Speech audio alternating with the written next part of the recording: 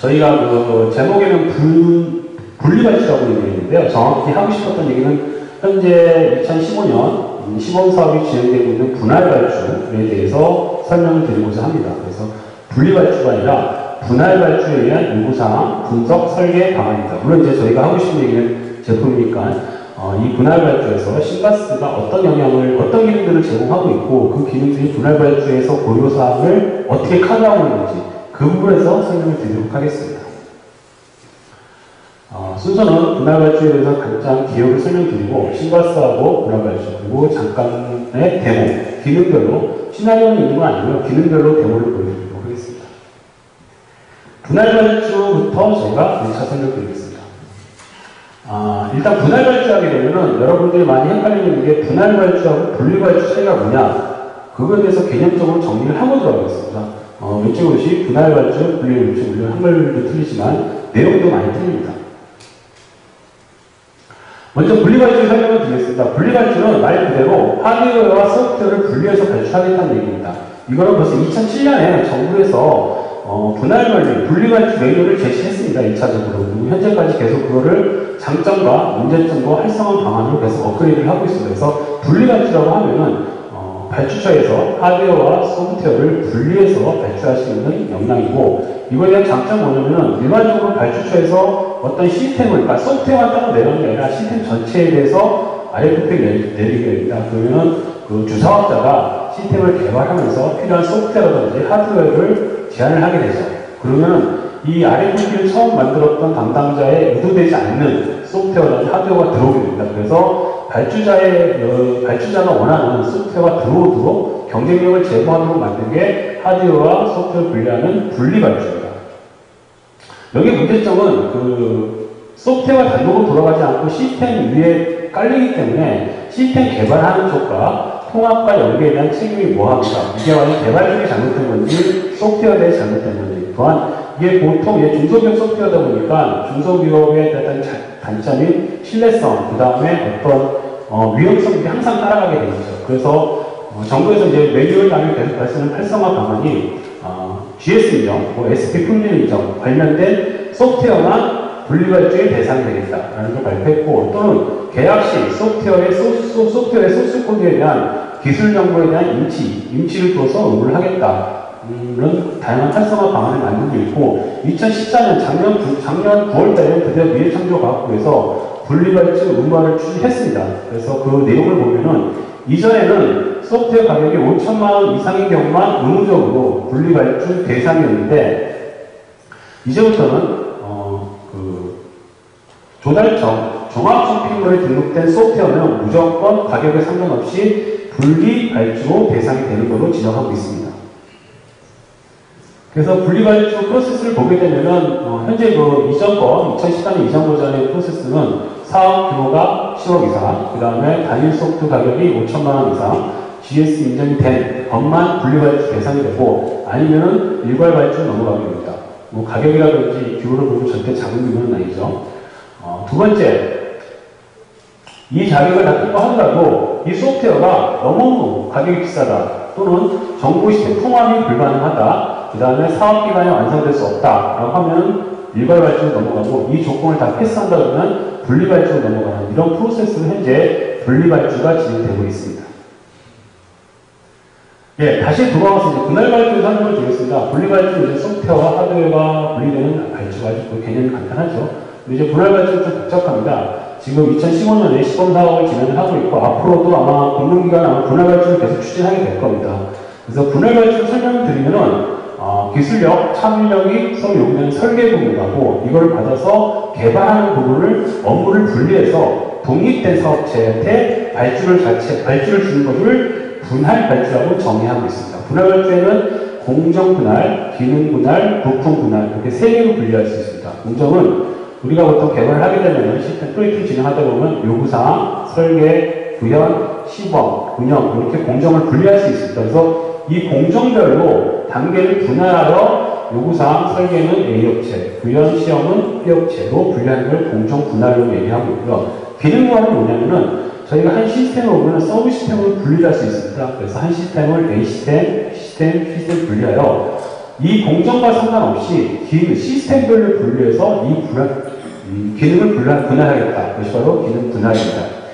이제 부품 분할은 뭐냐면 거기 쓰고 있는 소프트웨어나 패키지를 분류해서 발주내는 거. 이 부품 분할이 분리 발주하고 비슷하다고 생각하면 됩니다. 말이 어려우니까 그림을 보겠습니다. 이게 그 연구 자체에서 나왔는데 공정 분할은 역시 요구사항, 분석, 설계, 개발, 물론 이렇게 스플릿 할 수 있습니다. 이거를 분할하는 게 공정 분할이고, 분할은 이런 공정이 시스템별로 나눌 수 있습니다. 서브 시스템, A, B, C, D인데 이 서브 시스템별로 기능들을 분할해서 독립적으로 발주하겠다는 게 기능 분할입니다. 그리고 마지막 소프트웨어는 이 박스, 이 네모 안에 모든 소프트웨어든지 들어가서 패키지가 들어갈 수 있는데 요거를 따로 이 공정과 상관없이 따로 분리하겠다는 발주에서 소프트웨어 분할, 기능 분할이고요. 부품 분할이고 요게 바로 아까 얘기했던 분리 발주의 한 파트라고 보시면 됩니다. 그래서 또다시 방식을 구분합니다. 분할을 구분하는 방식은 현재 저희가 보통 프로젝트 진행하다면은 계획, 분석, 설계, 개발, 설계는 기본 설계, 선대 설계를 분리하게 되죠. 어떤 식으로 분할하게 되냐면 분석, LSP는 일단 일반적으로 되게 분리하니까요.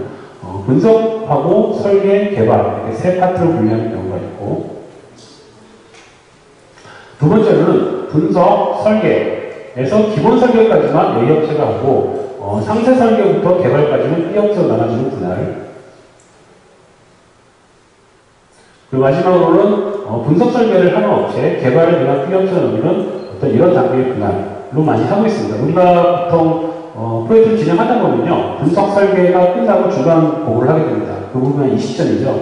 그래서 그 중간 보고를 하고 그 중간 보고를 패스를 하거나 또는 감리를 패스하면 개발로 넘어가는데 그 개념으로 분류하고 있는 게 왜 아랫단입니다. 분석 설계를 따른 업체, 그 다음에 개발을 P업체에 넘겨서 분할로 구분하는 양식인데 이 방식에 상당히 어려움이 있습니다. 이 설계의 문제에 대한 퀄리티와 상세를 보장 못하는 거죠. 왜? 현재는 좋고 이게 바로 넘어가서 개발자가 할 수 있는 문서들이 나오는 게 하나도 없습니다. 그래서 대안으로 나오는 게 바로 이 중간에 있는 단계입니다. 기본 설계까지 A업체에 남겨주고 A업체에서 B업체로 넘어갈 때 상세 설계를 B업체가 해가지고 B업체가 개발까지 할 수 있도록 이렇게 넘어가는 방식으로 다양한 방식이 지금 나오고 있는 상태입니다. 그래서 2015년에 시범사업 목록을 보게 되면 현재 도달청에서 이발지 토목관리 2차가 나와서 현재 진행되는 걸로 알고 있고요. 나머지 우정사업부라든지 대구 도시철도공사에서 분할발주 시범사업을 아마 이제 계획하거나 추진하고 있는 걸로 알고 있습니다. 분할발주 할 때 이제 여러분들이 예상하는 고려사항들이 바로 여기 나와 있습니다. 가장 큰 문제점은 바로 이겁니다. 분석, 설계, 영업과 개발자 사업과의 연속성이 보장이 안 된다는 거. 하물며 한 사업자가 로고 분석, 설계, 개발, 테스트를 하더라도 그 커뮤니티는 굉장히 어렵습니다. 근데 이게 사업자가 분리되면 어떻게 연속성이 보장될 거냐라는 의문점이 있고요. 이 B 부분은 이제 이 사업을 추진하는 그쪽 입장인데요. 예산이나 행정 업무의 정확성이 좀 떨어진다. 중복되는 거죠. 왜냐하면 한 번 사업을 발주를 걸 두 번이나 세 번 나눠서 해야 되는 이유가 있으니까. 그 다음에 세 번째는 기획 개발을 검증할 수 있는 전문가 그룹이 필요하게 됩니다. 한 개 그룹이 있을 때는 뭐 투기가 가능할 텐데 두 개, 세 개 업체가 분할돼서 하게 되면 제3의 전문가 그룹이 필요하다는 게 고려사항으로 할 수 있습니다. 구체적으로 이제 그 고려사항의 안에 팩터를 보게 되면은 아까 첫 번째는 역시 분석과 설계 사업자가 분리되어 있고 분리되기 때문에 지연이 발생할 수 있습니다. 과연 지연이 발생하게 되면은 이게 분석 설계 책임자의 문제인지 개발의 책임자인지 그 책임 논리가 상당히 애매해질 수 있습니다. 그리고 두 번째로는 설계 문서를 과연 완벽하게 할 수 있느냐. 단지 파워포인트와 워드와 엑셀로 이런 설계 문서를 완벽하게 만들 수 있느냐. 그 다음에 추가적인 의사소통. 같은 사업자가 하더라도 의사소통이 안 돼가지고 서로의 의견을 조정하는 시간들이 많은데 업체가 분리되면 이 의사소통은 엄청 많아질 겁니다. 그래서 다양한 방법으로 저희가 구현 사업자에게 설계서를 인계 교육할 때 설계자들이 그 설계 사업에서 그걸 사업을 지정하려고 합니다. 그래서 얘네 설계 끝났어도 이 인계 인계가 끝나야지 얘 사업이 끝난다. 이런 필수량을 갖기도 하죠. 두 번째는 행정적입니다. 뭐 예산 행정 업무의 정확성이 필요하다고 얘기하고 중복되고 예산이 떨어진다고 얘기하는데 일반적으로 저희가 연구 자료를 나와 있는 거 보면은 추가되는 행정 업무는 어떻게 교차되기 때문에 한 5일에서 10일 이상만 추가된다고 얘기하고 있습니다. 그리고 추가 업무에 대한 대가에 대한 인식이 많이 바뀌어야 됩니다. 일반적으로 저희가 프로젝트를 진행하다 보면은 추가 업무들이 나올 수밖에 없습니다. 근데 그거를 당연히 추진하고 있는 개발업체들을 부담시키고 있는 이런 인식들이 변화가 돼야지 이것도 변화가 될 거라고 생각합니다. 예를 들어서 미국에서는 이제 기획 동결이라는 게 있습니다. 미국 쪽에서는 분석 설계가 끝나고 관리가 끝나고 끝나면 그 더 이상 추가 업무는 받아들이지 않는 게 있습니다. 또는 계약 단계를 요구사항은 분석 설계를 하고 보면 요구사항은 계속 증가할 수밖에 없거든요. 그래서 요구사항은 실행계약으로 끝나면은 요구사항이 픽스되기 때문에 개발은 확정 가격을 제한하는 여러 가지 방법들이 대안들이 나오고 있습니다. 역시 이제 마지막으로 이제 기획과 개발을 검증할 수 있는 전문가 그룹, 일반적으로 이제 PMO 그룹들이 많이 있는데요. 그 PMO 그룹이 역할이 이제 증대되는 거죠. PMO 그룹별로 조직 운영을 할 수 있는 전문가가 활용돼야 되고, 왜냐하면 이 PMO 그룹이 과연 A 사업자, B 사업자, C 사업자를 준비할 수 있는 가장 큰 파워를 가지고 있는 거죠. 또 설계검증위원회를 설치하여 설계 오류 누락 검증을 할 수 있는 적정 품질 검토를 해야 되는 거고요. 마지막으로 이런 또 하나의 대안인데요. 요구 분석, 설계, 참여했던 담당자들이 업무가 끝나고 떠나는 게 아니라 개발 단계에 PMO 조직을 활용하여 그걸 감독하고 조정할 수 있는 그런 역할의 전문가 그룹이 필요하다고 생각합니다. 예, 여기까지가 저희가 신바스 전에 분할 발주에 대한 고려사항과 설명을 드렸습니다. 그럼 저희가 생각하는 신바스에서 분할 발주의 역할과 매핑을 시켜보도록 하겠습니다. 현재 아까 얘기 드렸듯이 고려사항, 분할 발주의 고려사항을 보게 되면은 이런 5가지 키워드로 정리가 됩니다. 단계별 이해관계의 의사소통이 굉장히 중요하고 업무와 기술의 연속성이 보장되어야 되고 그러려면 결과 산출물이 정확해야 됩니다. 단지 파워포인트라든지 엑셀이라든지 문서로 관리되면 안 되는 거죠. 그 다음에 추가 업무에 대한 정확한 정의. 업무는 대부분 추가될 수 있는데 그에 대한 정의와 정책들이 필요한 겁니다. 마지막으로 PMO 그룹이 검증할 수 있는 정확성. 이렇게 한 5가지로 저희는 정리를 해봤고요. 저희가 신바스가 제공하는 기능들 중에 이걸 다 커버할 수 있는 기능들이 있습니다. 첫 번째는 저희가 아까 말씀한 데이터 레파지토리를 관리하고 있고 이 데이터 레파지토리 때문에 그 업무와 기술의 문서가 이 레파지토리를 통해서 연속성이 보장되고 결과물이 정확하게 할 수 있습니다. 또한 의사소통을 하기 위해서는 팀 콜라보레이션이 가능합니다. 저희는 이 데이터베이스와 다양한 연동을 통한 팀워크가 가능하기 때문에 저희가 단계별 이해 관계자, 많은 관계자들끼리 요구를 가능하다고 합니다. 그런 표준 산출물을 저희가 어떤 사람이 만드는 게 아니라 DB에 저장되어 있는 데이터를 통해서 자동 생성하게 됩니다. 스크립트를 통해서. 그렇기 때문에 늘 정보가 바뀌는 최신 버전으로 표준 산출물을 뽑기 때문에 결과 산출물을, 물론 저희 인풋이 잘못되면 안 되지만 정확한 인풋만 있다면 결과 산출물의 늘 정확한 버전을 제공할 수 있고 트레이스빌리티와 그다음에 코드 제너럴을 통해서 이 모든 것을 저희가 커버할 수 있다고 생각하고 있습니다.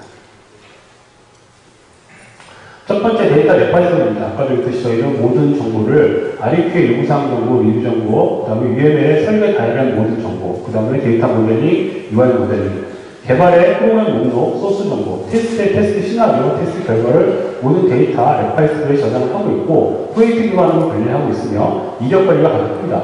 이런 통을 통해서 현황 및 통제 지원이 가능하고 유지보수 통합 관리가 가능하고 있습니다. 그래서 DB 관리 대상을 보면은 저가 아까 계신 메타 모델링으로 모든 모델링 정보를 가지고 있고 소프트웨어 공학에 이용되는 모든 모델링, 그 다음에 기본 정보를 릴레이션, 서로 관계도까지 관리하고 있습니다. 그래서 이 모델 관리를 통해서 DB 관리가 대상이 가능합니다.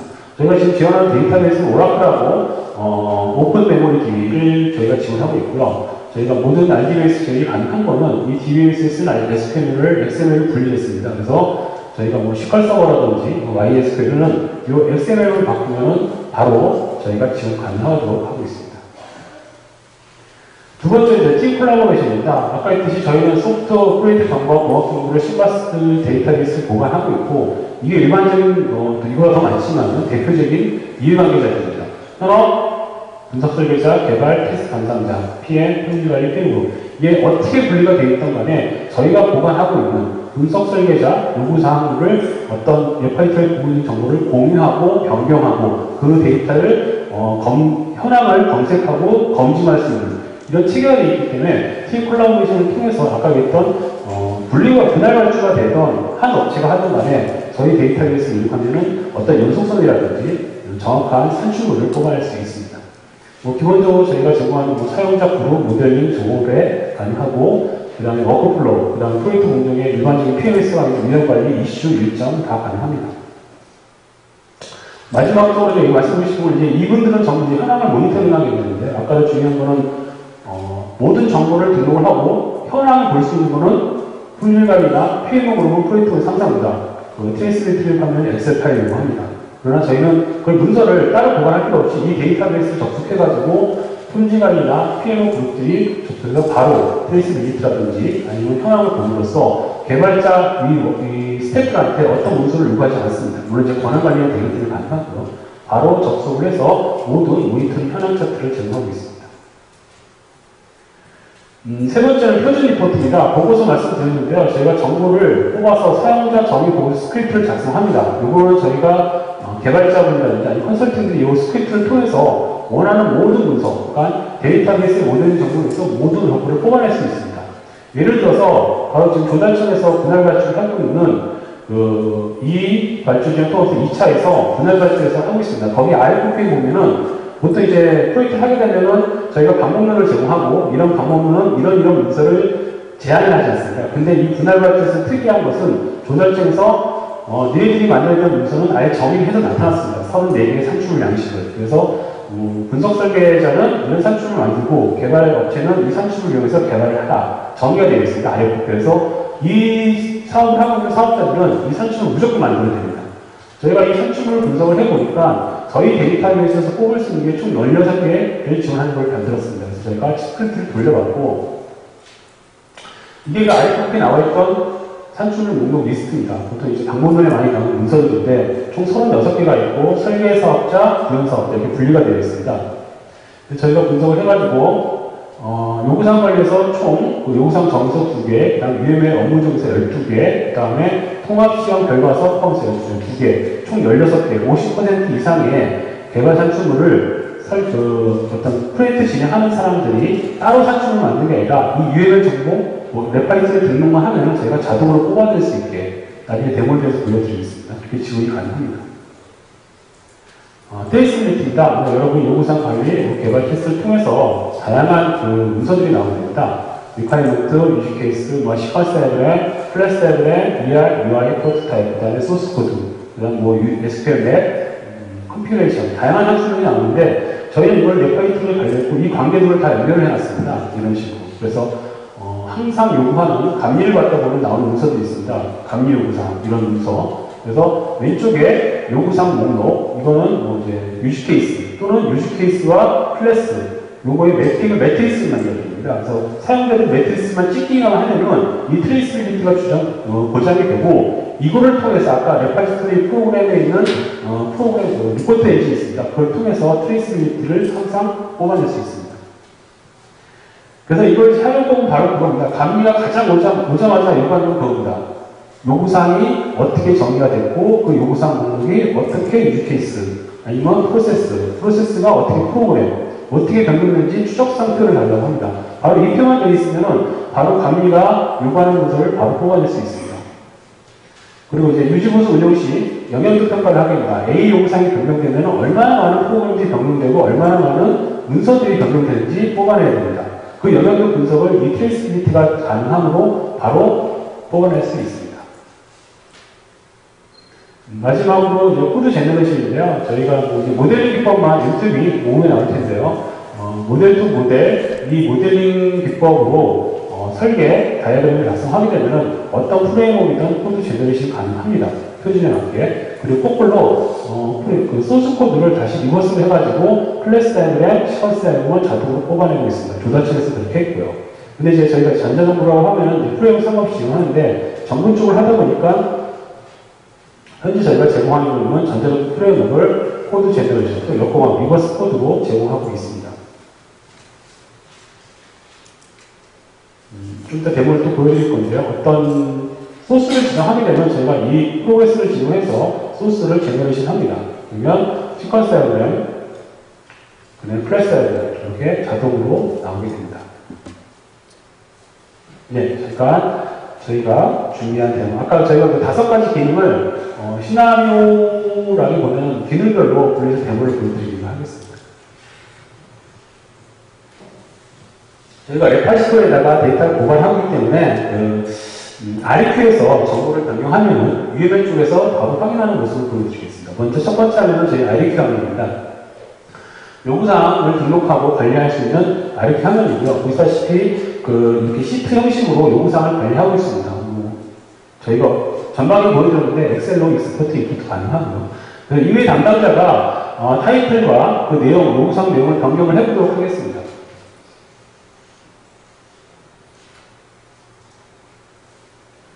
그래서 OK 누르고 커밋을 누르면 저희가 이제 커밋을 누르는 이유는 요걸 통해서 이력 관리가 됩니다. 그래서 버전이라든지 이력 관리 통해서 이력까지 확인할 수 있습니다.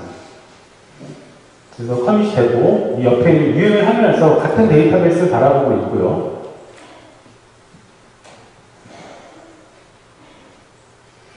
예, 해당 프로젝트 열어 중에 회의 관련 프로젝트를 열어보면은 그 영상 추가했던 내용하고 제목하고 내용이 바로 추가했던 걸 확인할 수 있습니다. 다시 여기서 UML 담당자가 다시 한번 타이틀하고 내용을 바꿔보겠습니다.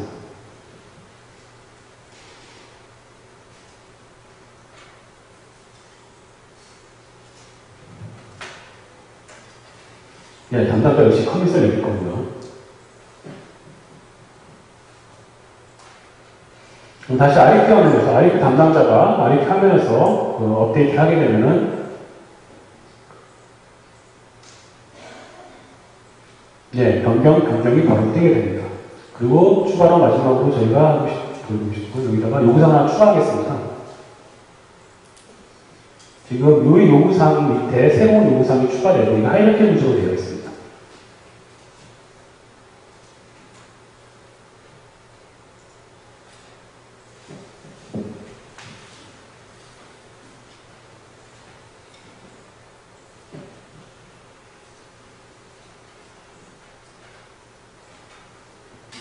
다시 예외에서 업데이트를 해보면은 바로 여기 루트 밑에 새로운 요구사항이 추가있는 클래스 다이어그램, 요구사항 다이어그램에 자동으로 추가되는 걸 보여드릴 수 있습니다. 이것처럼 저희는 데이터베이스, 물론 이건 어떻게 보면 당연한 데이터베이스에 관련된 내용인데, 저희가 다이어그램 정보라든지 요구사항 정보, 그 다음에 이 밑에 있는 유즈 케이스, 시퀀스, 다양한 다이어그램 정보들이 여러 사용자들이 저희 시가스 플랫폼을 통해서 정보를 업데이트함으로써 서로 공유할 수 있는 것을 저희가 보여드린 겁니다. 예, 두 번째 데모는 저희가 들었던 보고서에 대해서 데모를 보여드리겠습니다. 현재 이런 클래스 다이어그램을 저희가 설계를 하고 많이 설계를 했습니다. 이제 저희가 일단 설계된 걸 보여주고 이거를 저희가 다큐멘트 스크립트를 통해서 뽑아내 보도록 하겠습니다. 다큐멘트가 있고 이 다큐멘트에 HTML을 컨버션하게 되면 이 형식으로 저희가 입력했던 요구사항들이 바로 나오게 됩니다. 이건 다 여러분이 포인트하면서 아마 엑셀을 관리했던 겁니다. 근데 저희는 엑셀을 관리하는 게 아니라 데이터베이스를 관리하고 이 형식은 아까 조단점에 있던 표준 양식입니다. 그 양식에 맞게 자동으로 뽑아내는 것을 저희가 보여드리겠습니다. 물론 이 양식은 변경이 되면은 저희가 스크립트를 변경하여 소스 변경이 아니라 다큐멘트 스크립트가 있습니다. 그 소스 변경을 함으로써 언제든지 그 제품이라든지 그 회사에 맞게 변경이 가능합니다. 하나 더 보여드리겠습니다. 클래스 다이어그램이에요. 클래스 설계서, 이것도 이렇게 자동으로 뽑을 수 있고, 그 클래스 밑에 있는 시퀀스 모양까지 자동으로 보여줄 수 있습니다. 다시 한번 말씀드리는데, 이 양식은 저희가 정의한 게 아니라, 아까 조단점 분할 발주했던, 거기서 요구하는 RFP에 있는 표준 양식 모양을 그대로 저희가 스크립트 변경으로만 뽑아낸 겁니다.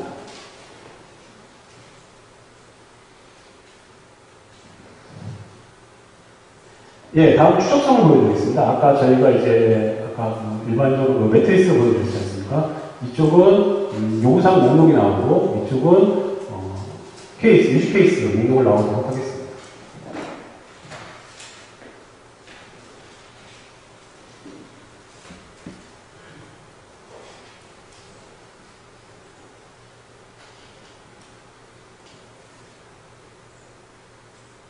그래서 요구사항과 유즈케이스 목록들이 지금 현재 이제 데이터가 글로서 나오는데 이거에 대해서 매트리스가 나왔고 사용자가 이제 그 매트리스의 연관계를 바로 연결할 수 있습니다.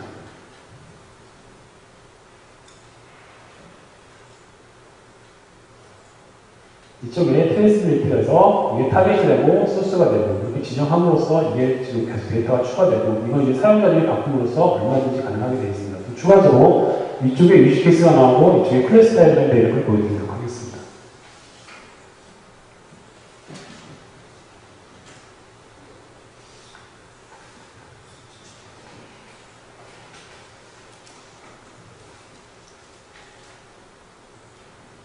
예, 아까 했던 유즈 케이스가 나오고 유즈 케이스에 관련된 클래스 다이어그램이 쭉 나오고 그거에 대해서 선택을 하고 그 선택하에 따라 트레이스빌리티가 추정되는 걸 보여드렸습니다. 일단 이제 화면상에서 이렇게 보여주는데요. 저희 그 스크립트 엔진을 통해서 이거에 대한 엑셀표까지 저희가 보고서로 뽑아낼 수 있습니다. 예, 다음은 마지막으로 제가 역공학 보여드리도록 하겠습니다. 전자전자 프레임으로 개발되어 있는 포인트를 하나 선택해서 클래스 다이어그램하고 시퀀스 다이어그램을 추출해 보도록 하겠습니다.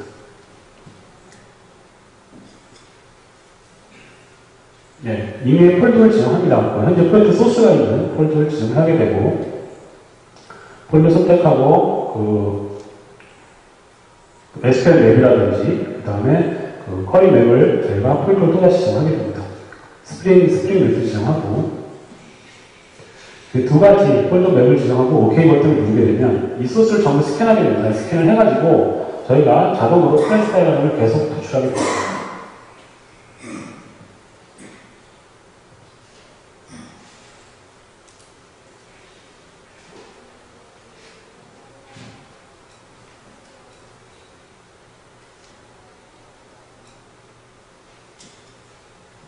네, 화면을 줄여보면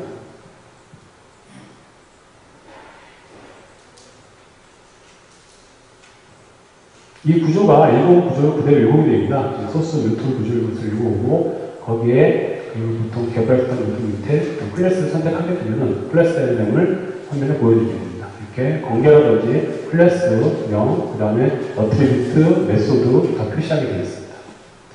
그 클래스 다이어그램이 완성되면 저희가 이미의 오퍼레이션을 선택해가지고 그 시퀀스 다이어그램까지 컨버전 역보공하는 걸 보여드리도록 하겠습니다. 이 현재 1차적으로 클래스 다이어그램을 만드는 거 기존에 지정을 해가지고 오퍼레이션을 이미의 오퍼레이션을 선택합니다.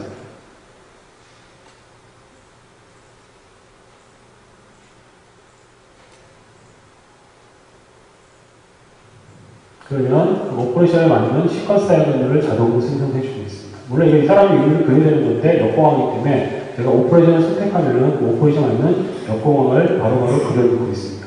이 상태에서 사용자들이 이제 많이 빠지거나 아니면 여기다가 스테레오 타입이라든지 유저 디파인 다이어그램을 추가하면은 프로파일 변경으로 바로 지정될 수 있습니다.